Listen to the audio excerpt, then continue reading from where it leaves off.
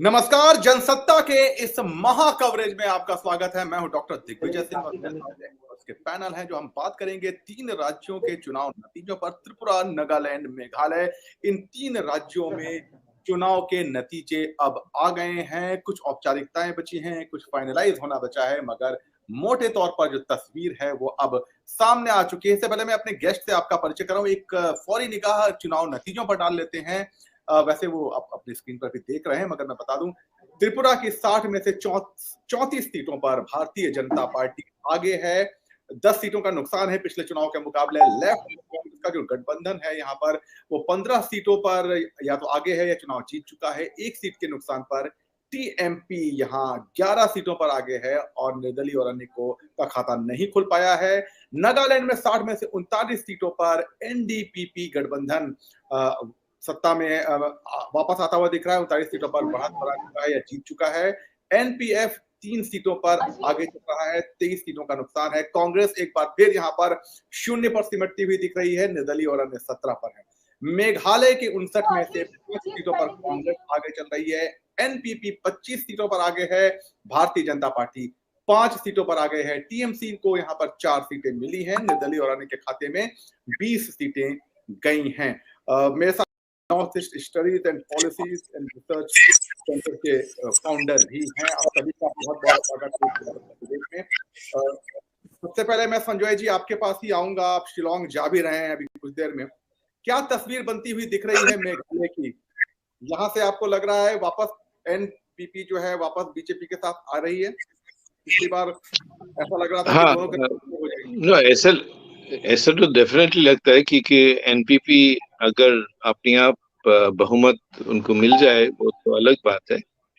लेकिन असम की मुख्यमंत्री के साथ कॉनरेड सांगमा की बात भी हुई है कल, और मेरे ख्याल से वो अलायंस कोलिशन फिर से करना चाहते हैं। एक तो वो है, लेकिन दूसरी चीज है, अब अगर देखें आपकी टैली पे वो लीड्स है, लेकिन मेरे ख्याल से वो ऐसे ही रहेंगे फिनिश तक, खत्म होने का। कि जो लोकल स्टेट पार्टीज है वो अगर एनपीपी उनके साथ अलाई करे तो उनको 40 सीट से ज्यादा हो जाएगा। 44 सीट उनको मिलेगा, लेकिन वो होने वाला नहीं है क्योंकि पॉलिटिकल एक्सिजेंसीज जो है वो है कि एनपीपी बीजेपी के साथ रहेंगे या बीजेपी एनपीपी के साथ रहेंगे। वही कनेक्शन दिल्ली के साथ रहना चाहिए उनकी, और उसी की वजह से स्टेबल गवर्नमेंट बनेंगे। जी संजय जी आपके पास लौटते हैं। मुकेश जी को मैं चर्चा में शामिल करना चाहूंगा। मुकेश जी, एक्सपेक्टेड था ये जो नतीजा दिख रहा है या कुछ फेरबदल हुआ है आपके मुताबिक? सर आपकी आवाज म्यूट है मुकेश जी, आप उसको। जी मेरी आवाज अब ठीक है। मैं ये कह रहा था, मेरे साथी पैनलिस्ट सबको मेरा नमस्कार। मुझे लगता है कि ये एक्सपेक्टेड लाइंस पर ही है नतीजे, और मैं इसको थोड़ा नेशनल पर्सपेक्टिव से देखता हूं, क्योंकि जो लोकल इश्यूज हैं और लोकल जो भी कारण रहे हैं इस तरह के नतीजों के, उसको अगर हम राष्ट्रीय परिप्रेक्ष्य में देखते हैं तो मुझे लगता है कि 3 में से 2 का स्कोर बीजेपी के लिए काफी उत्साहित करने वाला है। हालांकि इसमें एक मैसेज भी है, त्रिपुरा में उनकी सीटें पहले से कम हुई हैं, और आप ये देखिए कि अगर ऐसा माना जाए तो पिछले काफी अरसे से ऐसा भाव आ रहा था कि शायद बीजेपी की अब वैसी स्थिति नहीं है। तो त्रिपुरा के जो नतीजे हैं वो ऐसा उसको बल देते हैं थोड़ा सा कि हाँ, ऐसी स्थिति नहीं है, कहीं कोई नाराजगी है जहां पर जिसकी वजह से इस तरह का रिजल्ट आएगा। और जहां तक दूसरी बड़ी पार्टी है जिसको हम जब राष्ट्रीय पटल पर देखते हैं कि उसके ऊपर इसका क्या असर पड़ेगा नतीजों का, तो बहुत ही हतोत्साहित करने वाले नतीजे हैं कांग्रेस पार्टी के लिए।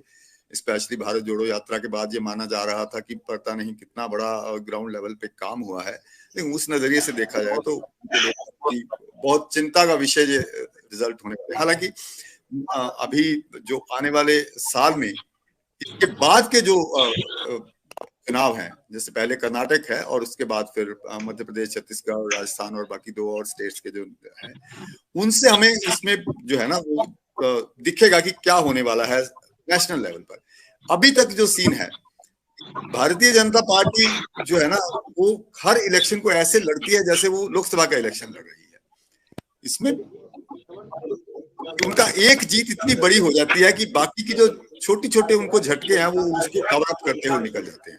तो मुझे लगता है 3-2 का स्कोर बहुत ही उत्साहित करने वाला है भारतीय जनता पार्टी के लिए, चाहे उनका जो स्ट्रेंथ है वो कम हुई है। चलिए संजय जी, आपके पास भी आता हूँ बहुत क्विक प्रतिक्रिया आपकी।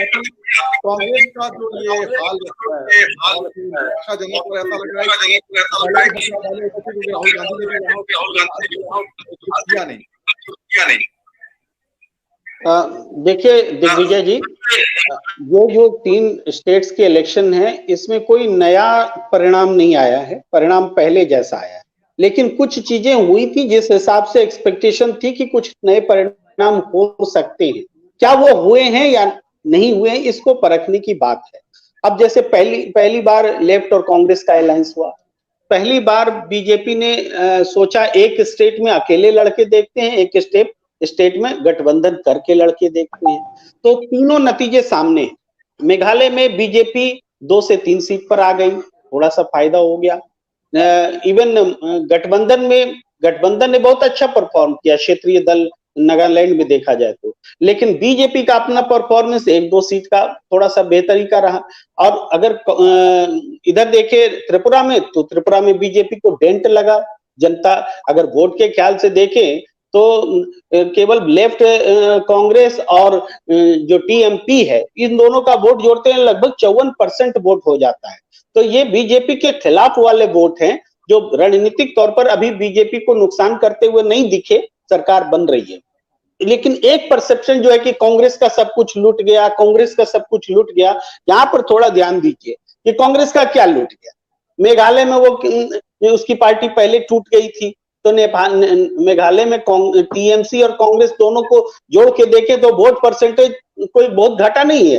सीट में भी कोई बहुत सीट में फिर भी नुकसान है, लेकिन कांग्रेस का फिर भी बीजेपी से तो बेहतर है, बीजेपी से फिर भी बेहतर है। इवन नागालैंड में आप बोल सकते हैं कि कांग्रेस कुछ नहीं है संख्या में भी, अब वोट परसेंटेज मुश्किल से 3% के वोट आया है, वहां पर नेग्लिजिबल है। लेकिन मेघालय में कांग्रेस का कुछ लूटा नहीं है, कांग्रेस उसी रूप में बीजेपी से बेहतर है। यहाँ आप देखिए त्रिपुरा में। इसके अलावा जो पैन इंडिया लेवल पर जो बाई इलेक्शंस के नतीजे हैं वो भी नहीं बताते कि कांग्रेस को जनता ने रिजेक्ट कर दिया है। तो कुल मिलाकर के हम देखें तो ये वाइड ओपन इलेक्शन है फॉर 2024। ये मैसेज देता है कि क्षेत्रीय दल को आप अहमियत दीजिए। जेपी नड्डा जी ने जो बिहार में जाकर कहा था कि क्षेत्रीय दल का अस्तित्व तो नहीं है, इसके बाद नीतीश कुमार उनसे अलग हुए, उस सोच को आपको करेक्ट करना पड़ेगा। ये 3 राज्यों के नतीजे भी बता रहे हैं। जी विजय जी के पास आएंगे, लेकिन उसके बाद संजय जी कुछ कहना चाहते हैं। जी संजय,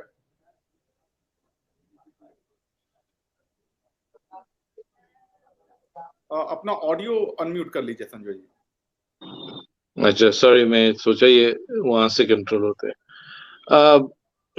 एक चीज मैं बताना चाहता हूँ कि तीनों राज्यों में मैक्सिमम जो एडवांटेज जो है वो बीजेपी का हो सकता है, लेकिन रीजनल पार्टीज जिसको कहते हैं, रीजनल पार्टीज का त्रिपुरा में भी उनकी संख्या बढ़े है, और त्रिपुरा मोर्चा प्रद्युत देवबर्मन का काफी उनकी एडवांटेज है। मेरे ख्याल से 11-12 सीट आए हैं, उनका पहले 1 सीट भी नहीं था, उनका पार्टी थे ही नहीं उस समय। So this is a very major step forward. Nagaland में बीजेपी का कोalition पार्टनर एनडीपीपी है। एनडीपीपी मेजर पार्टी है, मेजर पार्टनर है। तो तीनों, और अगर बीजेपी एनडीपी के साथ कोalition करते हैं मेघालय में, तो इसका मतलब है कि तीनों राज्यों में इन ऑपोजिशन और इन क्या कहते हैं in government, the regional party is still a major factor. वहां मतलब लोग का फीलिंग्स है त्रिपुरा रीजनलिज्म के बारे में, लेकिन regionalism with a national outlook. Mukesh ji, आपके पास में आऊंगा। ये जो त्रिपुरा में डेंट दिख रहा है बीजेपी को, एंटी इनकम्बेंसी फैक्टर है या जो टीएमसी त्रिपुरा मोथा का जो है वो एंगल ज्यादा है, क्योंकि फायदा तो लेफ्ट और कांग्रेस को भी हुआ नहीं आसानी का।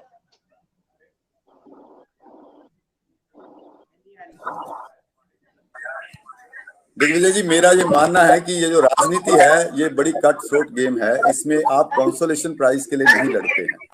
आप ये सोच के खुश नहीं हो सकते हो कि हमारी एक सीट बढ़ गई है या हमारा जो वोट परसेंटेज बढ़ गया है। Eight the end of it जो जीता वही सिकंदर। त्रिपुरा में पार्टी को डेंट लगा है, रीजनल पार्टी का राइज हुआ है, इसमें कोई शक नहीं है। बीजेपी की 10 सीट कम हो रही है पहले से, कंसर्न की बात है। लेकिन सवाल यह है कि at the end of it they are the winners. उन्होंने जीत लिया है त्रिपुरा को, जैसा कि ऐसा एक इंप्रेशन आ रहा था। सिमिलरली उन्होंने दूसरी स्टेट भी जीत ली। सिर्फ एक स्टेट में उनको जो है जहां पे ज्यादा स्टेट पे नहीं था। रीजनल पार्टीज की जहां तक बात है तो रीजनल पार्टीज का जो उदय है वो खाली नॉर्थ ईस्ट तक सीमित नहीं है, पूरी कंट्री में रीजनल पार्टीज उठ रही है, पूरी कंट्री में। कहीं आप देखिए हरियाणा में सरकार भी रीजनल पार्टी के सहारे पे चलती है, बिहार में चलती है, यूपी में चलती है, अभी मध्य प्रदेश, राजस्थान, छत्तीसगढ़, ये कुछ राज्य हैं जो इससे दूर है। इवन महाराष्ट्र जैसी बड़ी स्टेट में भी रीजनल पार्टी जो है इंपॉर्टेंट हो जाती है। तो आप राजनीति में जा तो कंसोलेशन प्राइज के लिए लड़ लीजिए। पिछले 2 इलेक्शन से ऐसे हो रहा है, कांग्रेस यही सोच के खुश रहती है हमारा वोट शेयर बढ़ गया है, बीजेपी कम हो गई है, देखो जी अब तो कुछ नहीं, अब तो हम आगे बढ़ जाएंगे और आगे बढ़ जाएंगे।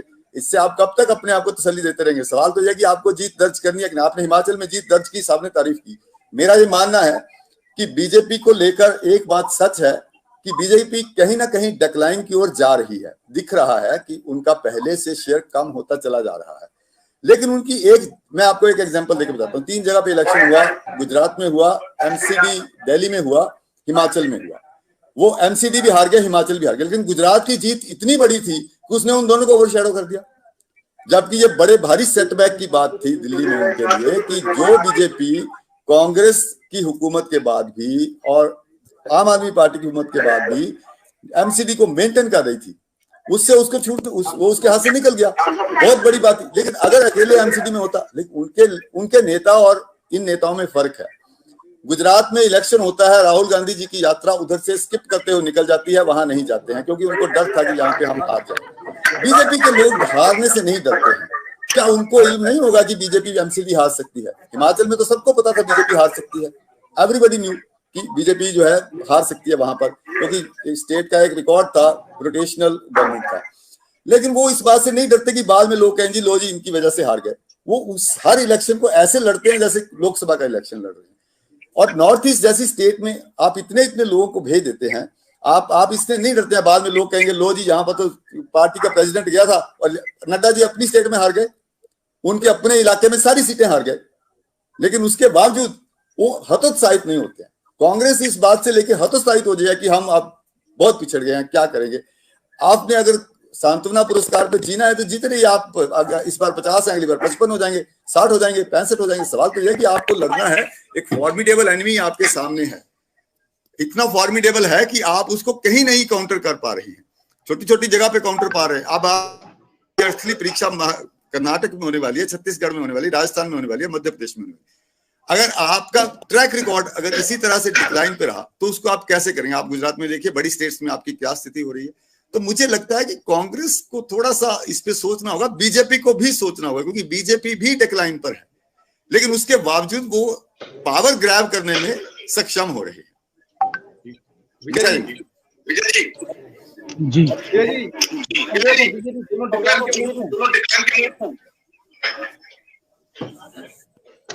दिव्य जी सवाल दोहराएंगे अपना, आपकी आवाज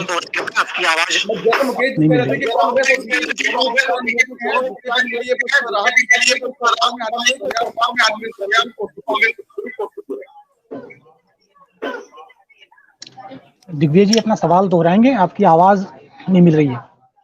शायद कुछ समस्या है, मैं टीम से कहूंगा एक बार देखें। प्रेम जी, इस सवाल के साथ मैं आपके पास आता हूं। जैसा कि मुकेश जी कह रहे थे कि कांग्रेस और भारतीय जनता पार्टी दोनों ही नुकसान की स्थिति में है, लगातार चुनाव दर चुनाव उनको नुकसान हो रहा है।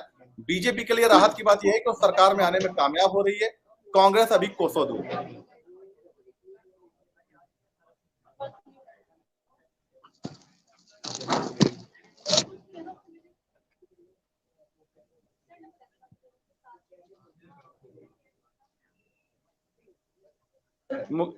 प्रेम जी आपकी आवाज आ नहीं रही है। हाँ हाँ, म्यूट पर था, सॉरी। जी जी अब आवाज मिल रही होगी। जी। दिग्विजय जी, मैं ये कह रहा हूं कि लोकतंत्र है, चुनाव तो एक पार्टी जीतेगी या एक गठबंधन जीतेगा, दूसरा हारेगा, ये तो स्वाभाविक बात है। और लेकिन चुनाव नतीजे को स्वीकार करना भी जरूरी होता है। और जो चुनाव होते हैं, ये क्षेत्रीय चुनाव थे, 3 राज्यों के चुनाव थे, छोटे छोटे राज्यों के चुनाव थे।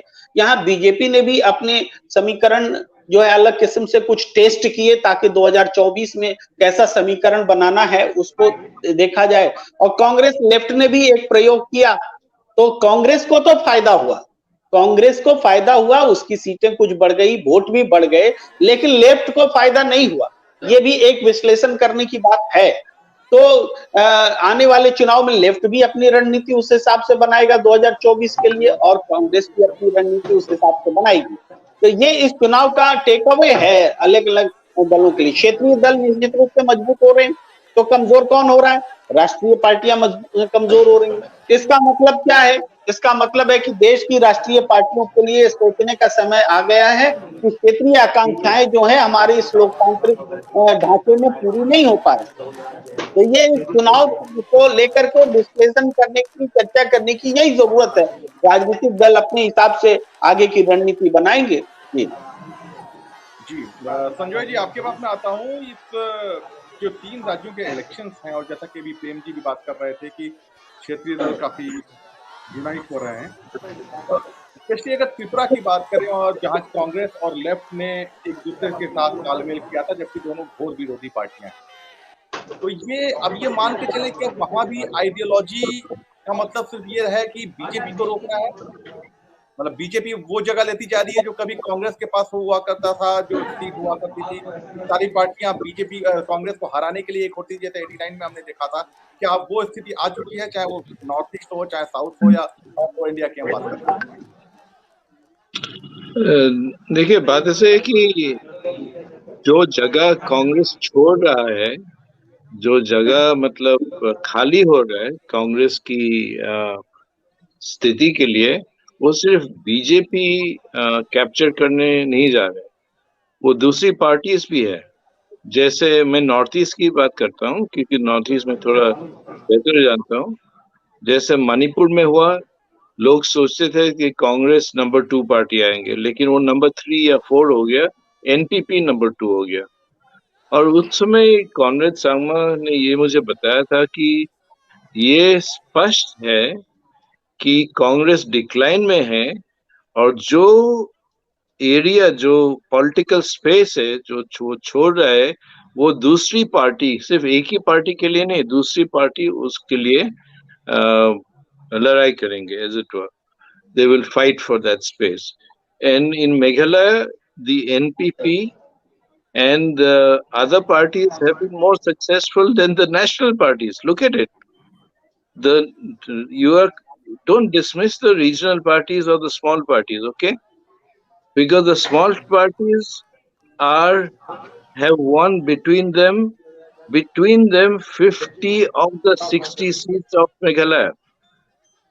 50, nearly 50, okay? So let us respect the mandate that people give. It's not to one party or another party, it's to several parties. और ये local home grown local parties है, 20-30 साल पुरानी, कोई कल का पार्टी नहीं है. So that's one thing I want to emphasize. So that's a fairly clear game for all.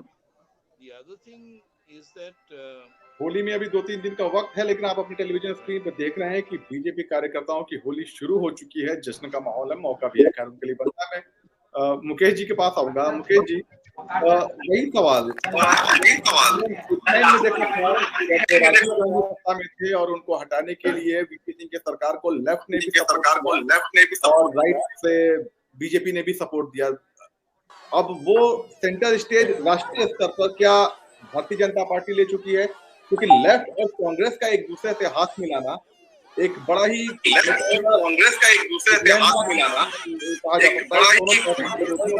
जैसे एक साथ लड़ने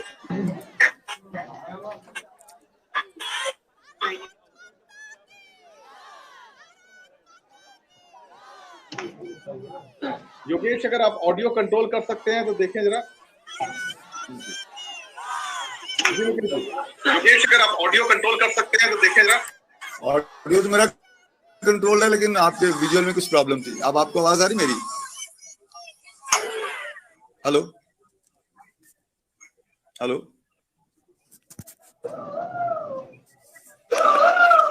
जी दिग्विजय जी।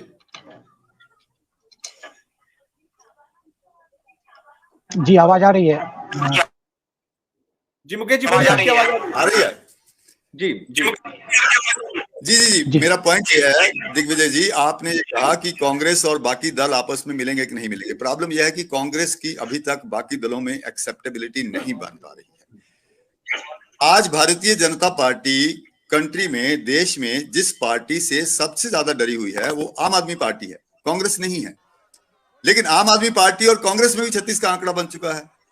कुछ भारत जोड़ो यात्रा में अगर वो 29 लोगों को इनवाइट करते हैं तो 15 लोग आते हैं, बाकी लोग नहीं आते हैं, क्योंकि बहुत सारे लोगों की कांग्रेस को लेकर बहुत पुरानी रिजर्वेशंस हैं। आजादी से पहले की पार्टी है लोगों के, और ज्यादातर जो क्षेत्रीय दल हैं वो कांग्रेस के साथ किसी ना किसी समय पर समझौता करके इलेक्शन लड़ चुके हैं। उनके अपने तजर्बे हैं कांग्रेस को लेकर, जिसकी वजह से उनकी अपनी पार्टी के साथ आने में, या उनकी अपनी कंडीशंस हैं पार्टी के साथ आने में। अब आप उत्तर प्रदेश जैसी स्टेट, यहाँ को जीते बिना आप देश की सत्ता पर काबिज होने का सोच नहीं सकते हैं। वहां पे कांग्रेस की अगर एक सीट रह गई है तो उसको फिर बाकी सब जगह भी तो उतनी ही सीट मिलेगी ना।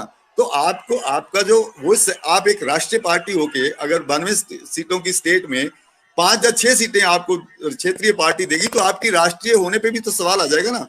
तो ये एक बड़ी विवशता है कांग्रेस के साथ कि उसके साथ कौन खड़ा हो कौन ना खड़ा हो। और दिग्विजय, मुझे लगता है कि जो मूल सवाल है वो सवाल ये नहीं है कि भारतीय जनता पार्टी को काउंटर करना है, वो सवाल यह है कि आपने मोदी को काउंटर करना है। आप देश में इलेक्शन जो है भारतीय जनता पार्टी लड़ती है, लेकिन वो लड़ती किसके नाम पे है? आप नॉर्थ ईस्ट में भी मोदी के नाम पे ही इलेक्शन लड़ते हैं। आप बताइए, नॉर्थ ईस्ट में जाकर प्रधानमंत्री ने जो नारा दिया, मोदी तेरा कमल खिलेगा, ये उससे दूसरे दिन दिया जिस दिन एक दिन पहले कांग्रेस ने दिल्ली में कहा कि मोदी तेरी कब्र खुदेगी। आप देखिए नैरेटिव को कैसे रिवर्स किया जाता है अपनी फेवर में।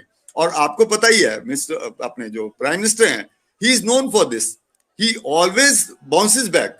उनके ऊपर आप कोई कर दीजिए, उनका काउंटर अटैक इतना स्ट्रांग होता है कि जो ओरिजिनल अटैक होता है वो ओवरशैडो हो जाता है एक क्षण के अंदर ही। यही हुआ। तो अगर आप इंडिविजुअल के नाम पर इलेक्शन लड़ रहे हैं तो आपको उसके खिलाफ एक इंडिविजुअल देना पड़ेगा। मैं आपको एक बात बता दूं, 2019 से लेके 2019 में ही ये प्रेडिक्ट कर दिया था कि इंडियन डेमोक्रेसी जो है अब प्रेसिडेंशियल फॉर्म ऑफ डेमोक्रेसी की तरफ जा रही है, कि इंडिविजुअल के अगेंस्ट इंडिविजुअल। तो समस्या ये है कि आपने मोदी को काउंटर करना है, बीजेपी को नहीं काउंटर करना है, आपको मोदी के खिलाफ लड़ना होगा। तो उसके लिए पार्टी के पास, किसी भी पार्टी के पास कोई स्ट्रेटजी नहीं है, और किसी क्षेत्रीय पार्टी से ये उम्मीद करना व्यर्थ है कि वो राष्ट्रीय स्तर पर मोदी के लिए कोई चैलेंज खड़ा कर देगी। मुकेश जी, मुझे पता है आपका वक्त कीमती और आपको जाना है, तो मैं आपसे पूछूंगा। हमने जनसत्ता.com के कम्युनिटी पोस्ट पे एक सर्वे किया गया था लोगों के साथ, 32,000 लोगों ने हिस्सा लिया। सवाल था, लोकसभा चुनाव 2024 में नरेंद्र मोदी के मुकाबले अगर संयुक्त विपक्ष उतरता है तो उसका चेहरा कौन हो सकता है? ऑप्शन थे राहुल गांधी, अखिलेश यादव, ममता बनर्जी और नीतीश कुमार। और 78% लोगों ने राहुल गांधी के नाम पर मोहर लगाई। तो पब्लिक ये देख रही है कि एक राष्ट्रीय पार्टी ही जो है लोकसभा के लेवल पर नेतृत्व कर सकती है। मगर सवाल ये है जो मेरा आपसे, कि क्या जहां जैसे संजय जी भी कह रहे थे कि रीजनल पार्टीज का दौर आ रहा है, तो रीजनल पार्टीज क्या कांग्रेस को लीडर एक्सेप्ट करेंगी? प्रैक्टिकली पॉसिबल होगा ऐसा?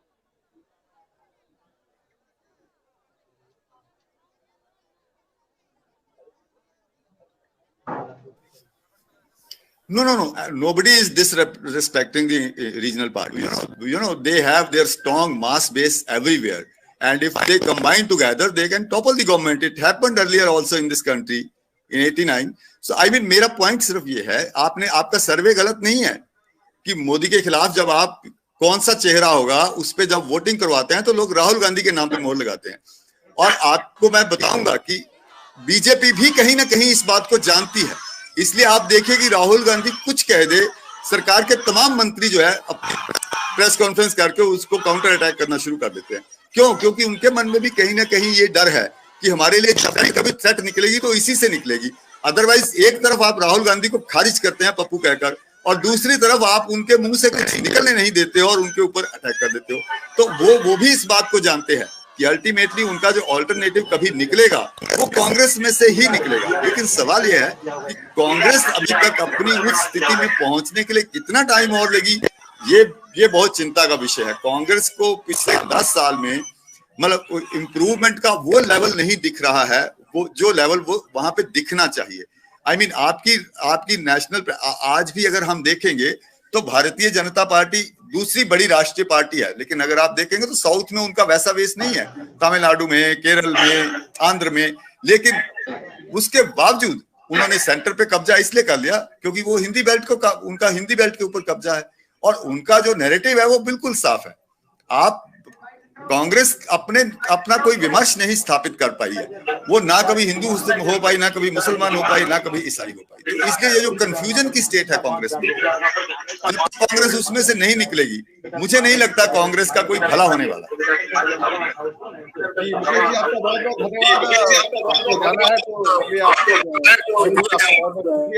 मैं संजय जी के पास आऊं उससे पहले कुछ रिएक्शंस आ रहे हैं इन चुनाव नतीजों पर, तो पहले उन रिएक्शंस को देख लेते हैं, फिर संजय जी के पास आते हैं। और प्रेम कुमार जी दोबारा हमारे साथ जुड़ गए हैं तो उन्हें फिर चर्चा में शामिल करते हैं। तो पहले रिएक्शन जान लें।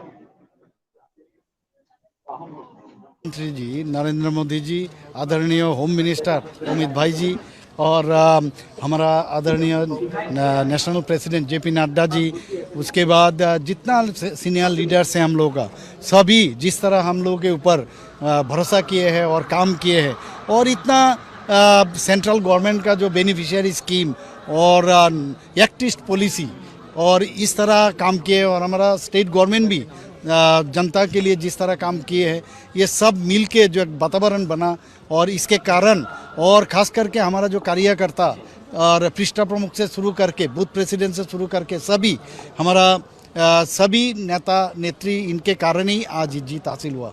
तो मैं सभी को धन्यवाद देना चाहता हूँ। मेरा तो एक ही है, डेवलपमेंट, त्रिपुरा के लिए डेवलपमेंट करना है, और जिस तरह हम लोग डेवलपमेंट कर रहे थे उसको आगे बढ़ाना।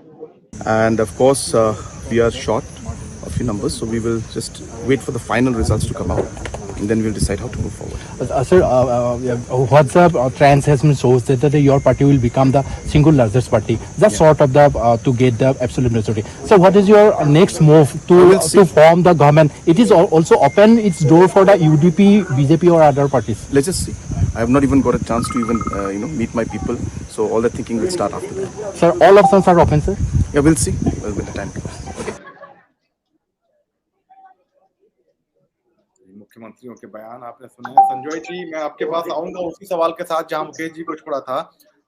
राष्ट्रीय स्तर पर, नेशनल लेवल पर अगर बीजेपी को काउंटर करना है और सारी पार्टियां मिलती हैं तो एक पीएम फेस तो सेलेक्ट करना पड़ेगा।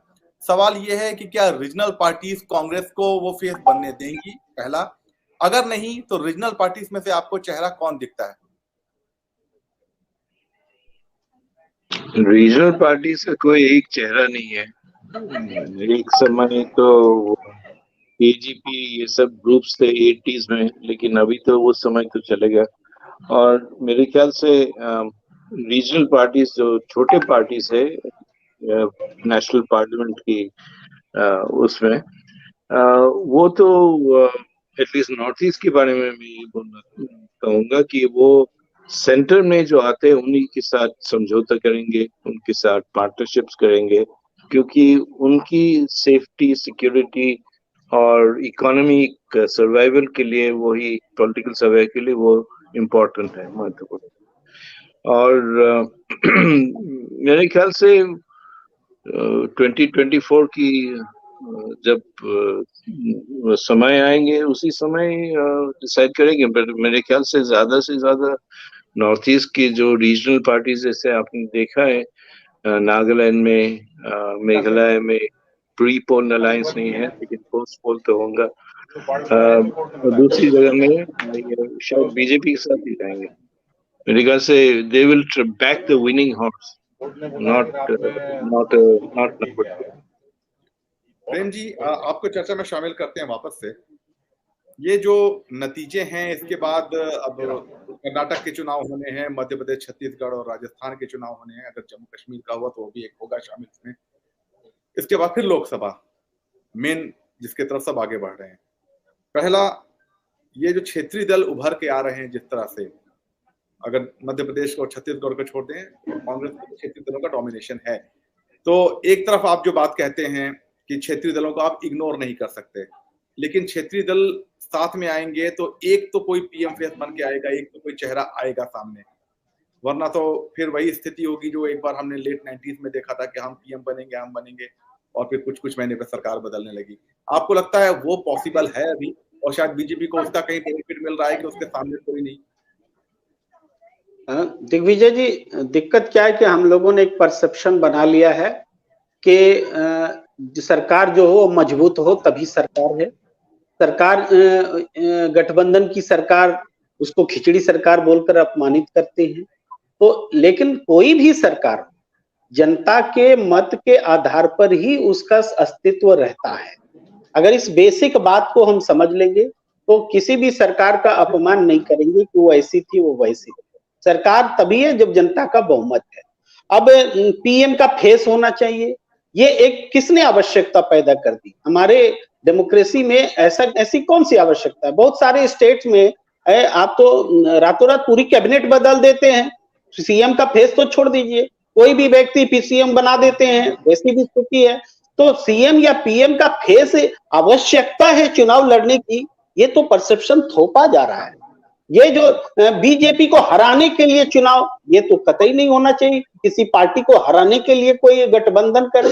गठबंधन होता है जैसे यूपीए सरकार के खिलाफ भ्रष्टाचार से मुक्ति के लिए चुनाव का नारा था, तो उसमें सारी पार्टियां एकजुट हुई थी। उसी हिसाब से मुद्दे अगर तय हो जाते हैं कि इस शासन में गरीबों का, मान लीजिए हिपोथेटिकल बात रख रहा हूं कि इस शासन में गरीबों का भला नहीं हो रहा है, तो गरीबों को एम्पावर्ड करने के लिए सरकार, इस तरह का कोई अगर नारा बनता है और उसमें पार्टियां इकट्ठा होती हैं, तो वहां नेचुरल लीडरशिप उभरेगा। क्यों, कैसे तय कोई कर लेगा कि कौन पीएम है? जनता तय करती है ना, जिसको ज्यादा सीट देगी, जो जैसे सिचुएशन बनेगा, इवन कम सीट वाले भी अगर उस पोजीशन में आते हैं कि राजनीति को लीड कर सकते हैं, तो लीडर बनता है। इसलिए ये धारणा जो है हमेशा सत्ताधारी दल को सूट करती है कि मेरे पास तो फला है, तुम्हारे पास कौन है। पहले कांग्रेस को भी यही बात सूट करती थी, आज बीजेपी को यही बात सूट करती है। जी विजय जी, आपके पास मैं इसी सवाल के साथ आता हूं, लेकिन इससे पहले गठबंधन जो छोटे छोटे दलों का हमने दौर देखा, और वाजपेयी गवर्नमेंट के टाइम पर भी कई स्ट्रॉन्ग डिसीजंस लेने में दिक्कतें हुई, क्योंकि हर पार्टी के, क्षेत्रीय पार्टी के अपने हित थे। जैसे कि मिसाल के तौर पर जीएसटी है, वो कितना अच्छा है कितना भला, वो डिस्कशन का मुद्दा है, लेकिन शायद एक पार्टी की सरकार नहीं होती तो वो फैसला लेना मुमकिन नहीं था। तो प्रेम जी जो बात कह रहे हैं कि पहले सरकार आने दीजिए, उसके बाद चेहरा तय हो जाएगा, ऑब्वियसली कोई डेमोक्रेटिक बंधन नहीं है, लेकिन क्या फेस होना वाकई जरूरी नहीं है प्रैक्टिकली? मतलब थ्योरेटिकली तो ठीक है, प्रैक्टिकली क्या पॉसिबल है कि बिना एक फेस लिए, क्योंकि यहाँ पर बीजेपी बहुत समय से एक फेस के सहारे आगे बढ़ रही है, तो प्रैक्टिकली एक पॉसिबल है कि बिना फेस लिए आगे बढ़ जाएं? और दूसरा बात, क्या इतने सारे क्षेत्रीय दल मिलकर अपने बीच में निकाल पाएंगे? देखिए, जब बात गठबंधन की है तो अपने आप में एक समस्या हो जाती है कि फेस लेकर आगे बढ़ें। अगर आप फेस की बात करते हैं तो फिर आप साथ आने में दिक्कत होती है, क्योंकि सबकी अपनी अपनी महत्वाकांक्षाएं हैं। तो बिना फेस के अगर आप इस एक मत पर आगे बढ़ते हैं कि हमें जो है, हमारे सामने जो दुश्मन है, राजनीतिक दुश्मन, हम सबका दुश्मन एक है और इस दुश्मन को हम सबको हराना है, तो अपने आप में गठबंधन के लिए एक अहम कारण बन जाता है। अब अगर फेस की बात आती है तो ये एक कठिन बात हो जाती है कि किसी एक नाम पर सहमति बन सके, जैसा कि हमने पहले भी देखा है। दूसरी बात, आज के परिप्रेक्ष्य में जो गठबंधन राजनीति का दौर है, अभी इस तरह की बात 10 साल करीब पुरानी हो गई, 10 साल से ज्यादा ही पुरानी हो गई। जब यूपीए 2 था तो तभी समय से, यूपीए 1 जब आया तभी से जो बहुत सारी पार्टियों के समर्थन से सरकार चलती थी और अस्थायी सरकार थी, उसका दौर धीरे धीरे खत्म होता गया, कमजोर होता गया। तो वो दौर लौटना अब अभी उसकी संभावना काफी कम लग रही है। तो जरूरी नहीं है कि आपको चेहरा हो तभी आप आगे बढ़ पाए, बल्कि चेहरा होकर अगर आगे बढ़ने की आप कोशिश करेंगे तो आपके लिए मुश्किल ही होगी राष्ट्रीय परिप्रेक्ष्य में। हालांकि मैं इस बात में भी आऊंगा विजय जी आपके पास कि जिन यूपीए और इवन एनडीए में भी आपने जो बात की, अटल जी की भी अगर बात को भी जोड़ लें, अटल सरकार को भी, तो एक बड़ी पार्टी थी जिसकी करीब 200 सीटें थी और बाकी या पौने 200 सीटें थी बाकी। लेकिन यहाँ पर अगर समीकरण बनता है तो 50-50, 60-60 कांग्रेस की 50-55 में सीटी हुई है। मगर उसके पहले एक बार मैं संजय जी के पास आऊंगा और पर्टिकुलर इन 3 स्टेट के इलेक्शन की बात कर लूं मैं। संजय जी, वो मुद्दे क्या रहे इन तीनों स्टेट्स में जिन्होंने अपील किया?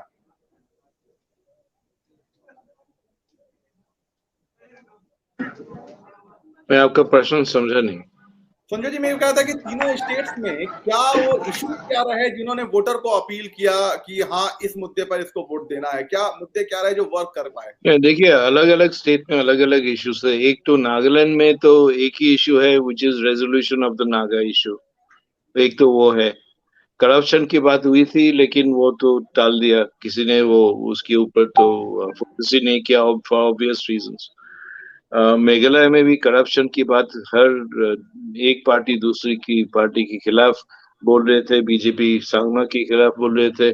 और मेरे ख्याल से इनर लाइन परमिट के बारे में एक इशू रहा। बॉर्डर एग्री समझौता जो सांगमा ने किया था हम असम के साथ, वो एक बड़ा इशू रहा। तृणमूल ने कहा ये तो हम तोड़ देंगे, इसको हम एक्सेप्ट नहीं करते।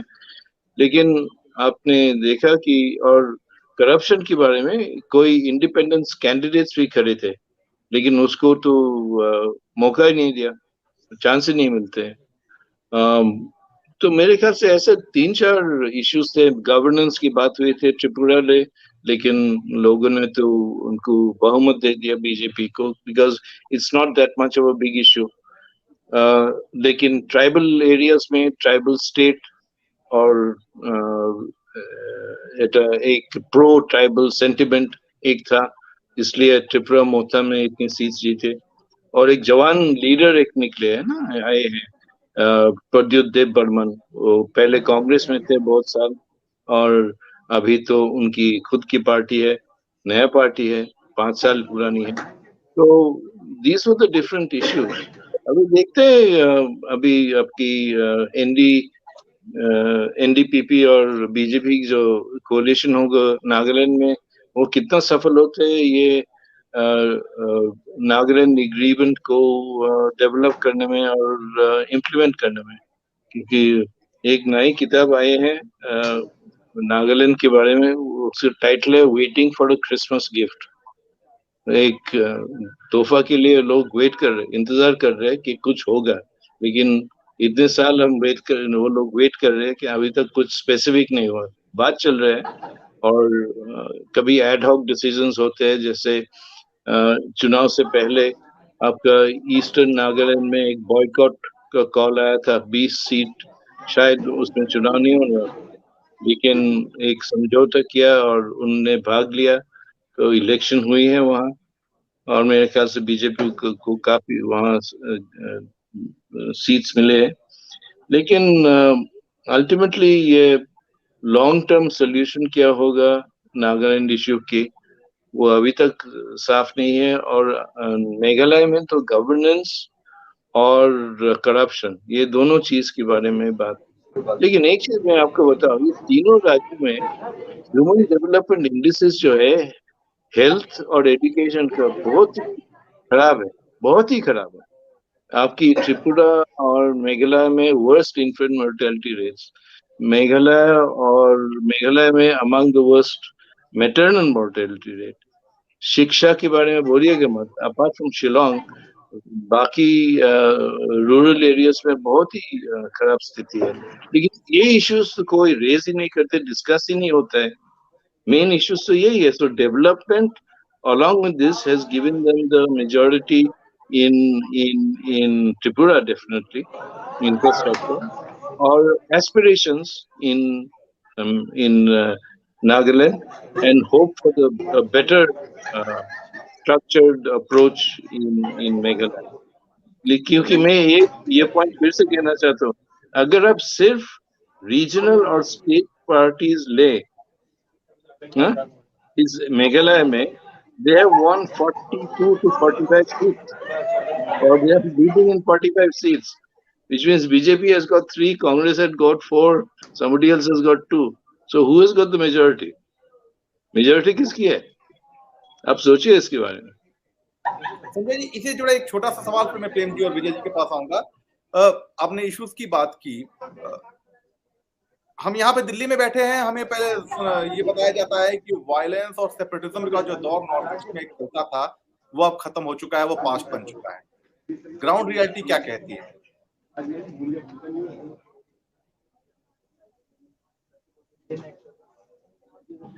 आप मुझे पूछ रहे हो? जी, आपसे पूछ रहा था कि हम यहाँ दिल्ली में बैठे होते हैं तो अब हमें बताया जाता है कि एक समय में जब नॉर्थ ईस्ट से वायलेंस की या सेपरेटिज्म की खबरें आया करती थी, वो अब देखिए, वायलेंस और सेपरेटिज्म अभी तो वो इश्यूज तो बहुत कम ही दिखाई देते हैं। जितनी उग्रवादी सेपरेटिस्ट ग्रुप सब तो बातचीत में, डायलॉग में बैठे हैं। डायलॉग 10-20 साल से चल रहे हैं, कोई 5 साल से चल रहे हैं, लेकिन डायलॉग तो है। कोई इंसिडेंट्स होते हैं जैसे मणिपुर में 1-2 बार, और सिक्योरिटी साइड पे वोटिंग के बारे में तो कोई बात ही नहीं करते हैं। वोटिंग में आप सबको मालूम है, इंसिडेंट हुए थे, तेरे नागा लोग मारे थे उस इंसिडेंट में, in very bad ambush, very botched ambush, लेकिन उसके बारे में तो बात ही नहीं होते।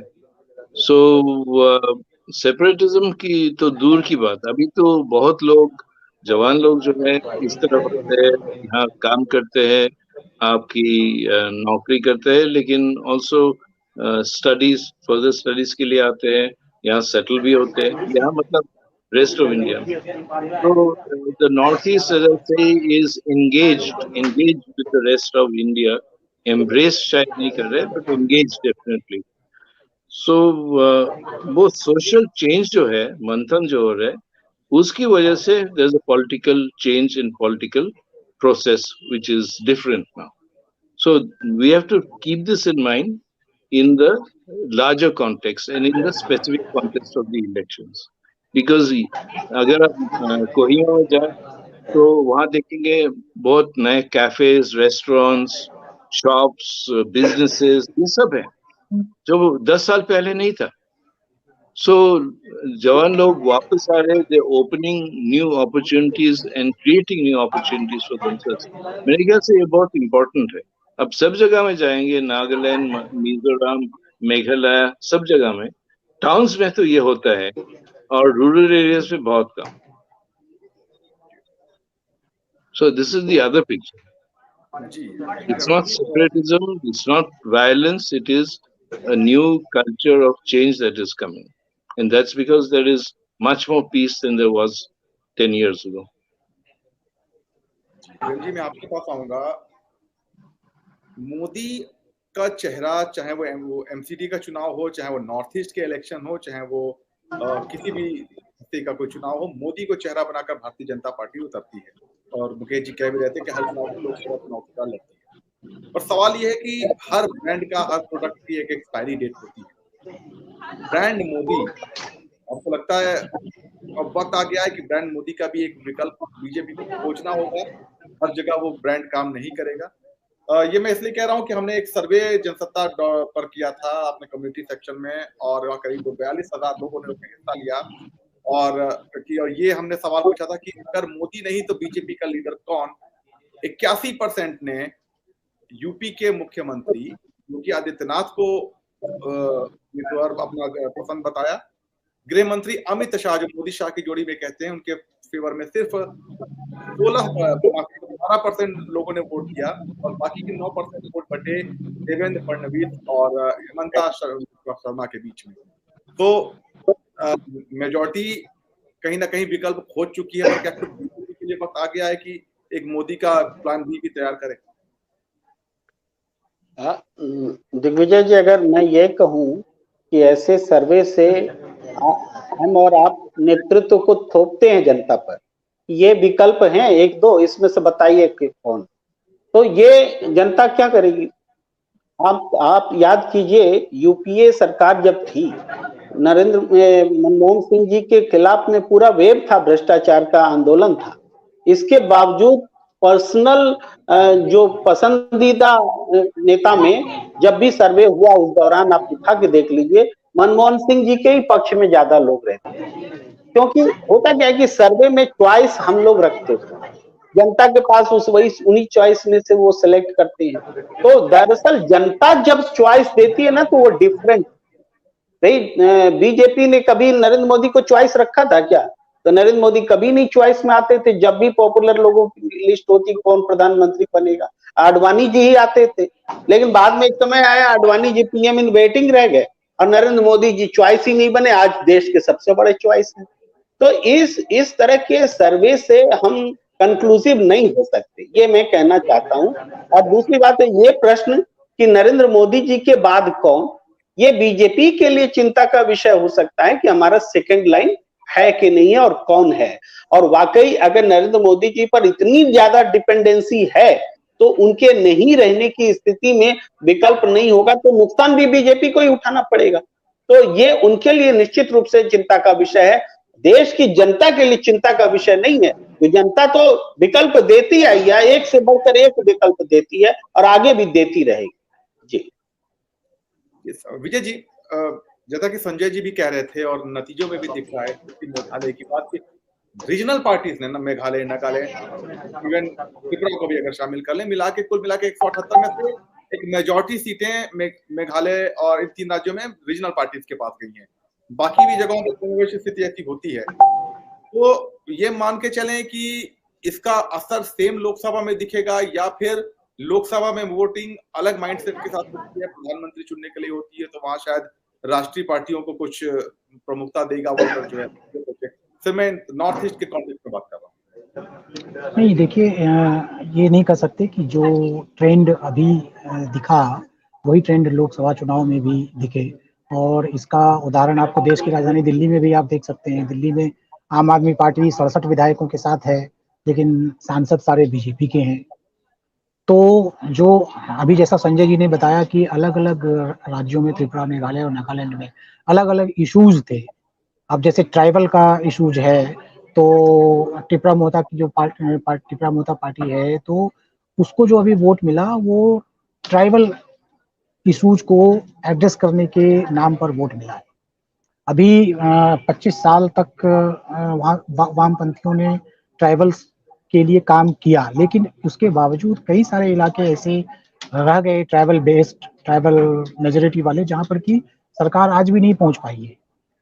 एक ब्रू कैंप में अभी जो प्रदीप देव बर्मन प्रचार करने गए थे, तो वहां पर लोगों का कहना था कि अब इनकी पार्टी बनने के बाद अब लोग ये पूछते हैं, हमारे यहाँ आते हैं नेता इस इलेक्शन में। उसके पहले तक उनके पास नेता भी नहीं जाते थे वोट मांगने। तो एक जो ये स्थानीय स्तर पर जो बात बनी और जो स्थानीय मुद्दे, जैसे टिपरा मोहता पार्टी का मेन डिमांड ये है कि ग्रेटर ट्रिपल, तो लोकसभा चुनाव में ये डिमांड काम नहीं करेगा। तो वहां पर मुद्दे भी अलग होंगे, चेहरे भी अलग होंगे। तो इसलिए ये नहीं कहा जा सकता कि अभी जो स्थिति दिख रही है वही स्थिति आपको, वही ट्रेंड 2024 के चुनाव में भी दिखेगी। चलिए, चर्चा को वाइंड अप करने का वक्त हो गया, पर मैं चलते चलते मैं तीनों पैनलिस्ट से एक ही सवाल पूछूंगा। संजय जी, आपसे शुरुआत करते हैं। इन 3 स्टेट के जो रिजल्ट्स हैं, इसका टेक अवे क्या माने हम? मेरे ख्याल से एक है कि लोग धैर्य दिखाते हैं, पेशेंस दिखाते हैं विद द पॉलिटिकल प्रोसेस। क्योंकि नागालैंड में अगर आप सोचे, नागालैंड में 20 साल से ज्यादा, 25 साल हो गए वो नागालैंड पीस टॉक्स चल रहा है, अभी तक सोल्यूशन नहीं हुआ। लेकिन violence has gone down as you said. तो लोग मानते हैं कि कॉन्स्टिट्यूशनल प्रोसेस है, पीसफुल प्रोसेस है, डायलॉग होना चाहिए, लेकिन साथ साथ डेवलपमेंट होना चाहिए। इसलिए बीजेपी को इतने सारे सीट्स मिले, मोर देन लास्ट टाइम। सो एक साइड से आपका रीजनल एस्पिरेशन, दूसरे साइड से नेशनल एंडेवर, तो ये दो साथ साथ चलेंगे मेरे ख्याल से। और मेघालय में कोलिशन गवर्नमेंट coalition का धर्म है is management of the coalition and also of ensuring that all communities have equality in the process. क्योंकि मेघालय में एक चीज होते है बार बार कि नॉन ट्राइबल्स के ऊपर कभी कभी हमला होते हैं, so there's a demand for equality and that's where the BJP can play a role. And last point, Tripura में definitely it's on development. वो तो और त्रिपुरा मोता का जो लीडर है महाराज है रॉयल फैमिली का, so he is the leader to watch for in the for the northeast. जी प्रेम कुमार जी, इस राजनीतिक कहानी से हमें क्या शिक्षा मिलती है तीन राज्यों की? एक तो दिग्विजय जी ये है कि विकास जो है मुद्दा है, लेकिन विकास कैसे मुद्दा, विकास किया है ये मुद्दा नहीं है, विकास चाहते हैं ये मुद्दा है। जो त्रिपुरा ट्राइबल पार्टी जो का डेवलपमेंट होता है अचानक, और अचानक वो इतनी बड़ी जीत लेकर आती है, वो ये बताती है कि विकास की चाहत जो है वो मुद्दा है। अगर विकास मुद्दा होता तो नरेंद्र मोदी जी का चेहरा बिक रहा होता, मेघालय में जो उनकी स्थिति है 4-5 सीट की नहीं होती, विकास फिर बिक रहा होता अगर वो मानते लोग यहाँ विकास हुआ। या उसी तरीके से उस फ्रंट के भीतर भी बीजेपी का प्रोपोर्शन लगभग स्थिर है, 1-2 सीट का फर्क पड़ा है। लेकिन रीजनल पार्टीज जो परफॉर्म कर रही है वो विकास की चाहत को रिप्रेजेंट कर रही है, उसके साथ नेशनल पार्टीज अलायंस होने के लिए मजबूर हुई है ताकि उनका इलेक्टोरल परफॉर्मेंस सुधरे और बचे।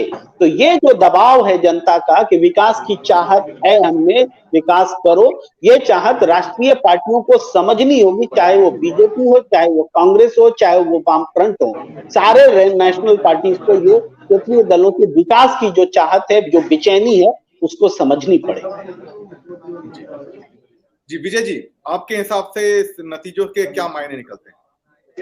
देखिए, त्रिपुरा के संदर्भ में अगर बात करें तो वहाँ पर एक ये चीज देखने को मिलती है कि नया जो कुछ आता है उसको मौका दिया जाता है, और अगर आपने परफॉर्म नहीं किया तो उसका विकल्प आता है तो फिर उसको मौका दिया जाता है। जैसे अभी प्रद्युत देव बर्मन का उदाहरण जो है वो इसी बात को दर्शाता है। पिछली बार IPFT को अच्छी सीटें मिली थी और IPFT भी जो आदिवासियों के विकास के नाम पर वोट लेकर गई थी पिछली बार, लेकिन इस बीच में ये त्रिपुरा मोता पार्टी आई और IPFT से लोगों का मोह भंग हो गया और पहली बार चुनाव में उतरी पार्टी को करीब दर्जन भर से ज्यादा सीटें मिलती दिख रही हैं।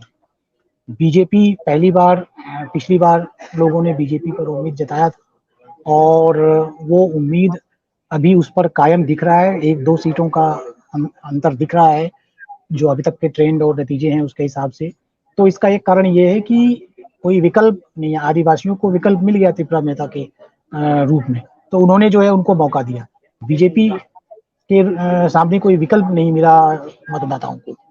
अगर हम बात करें मेघालय की, तो मेघालय में कांग्रेस के लिए एक बड़ा सबक है। कांग्रेस इस पिछले चुनाव में अच्छा वोट लेकर फर्स्ट 21 सीटें लेकर वो आई थी और चुनाव खत्म होते होते उसके 0 विधायक लगे, 0 एक भी विधायक बचा नहीं पाई। तो किस तरह से अगर आपको मौका मिलता है तो फिर आपको उसको सस्टेन रखने के लिए क्या करना पड़ता है, ये भी एक सबक है कांग्रेस के लिए। तो ये मुझे लगता है राष्ट्रीय और परिप्रेक्ष्य पर भी और स्थानीय परिप्रेक्ष्य पर भी सबक है इन पार्टियों के लिए चुनाव का। जी, संजय हजारिका, प्रेम कुमार, विजय कुमार झा, आप तीनों का बहुत बहुत शुक्रिया हमारे साथ जुड़ने के लिए। तो ये 3 राज्यों नतीजे, त्रिपुरा में 13 सीटों पर भारतीय जनता पार्टी CPM कांग्रेस 14 सीटों पर, त्रिपुरा मोथा 13 सीटों पर, उधर मेघालय में NPP 25, UDP 10, others 10, Congress 5, TMC 5 और बीजेपी 4, जबकि नागालैंड में NDPP 36 सीटों पर, अदर्स 22 सीटों पर, NPF 2 सीटों पर। ये कुल मिलाकर ये नतीजे रहे। तो जनसत्ता पर महाकवरेज जारी है। इस चर्चा को हम यहीं विराम देते हैं, लेकिन इलेक्शन से जुड़ी और इलेक्शन के इतर भी काफी कुछ खबरें आप जनसत्ता पर देख सकते हैं, हमारे पॉडकास्ट सेक्शन में सुन सकते हैं। और अगर आप पढ़ने के शौकीन है तो जनसत्ता.com पर आपको विस्तार से इसका विश्लेषण भी पढ़ने को मिल जाएगा। आपको क्या करना है, अपना पसंदीदा मीडियम चुनिए और बने रहिए जनसत्ता के साथ। फिलहाल इस चर्चा में इतना ही। नमस्कार।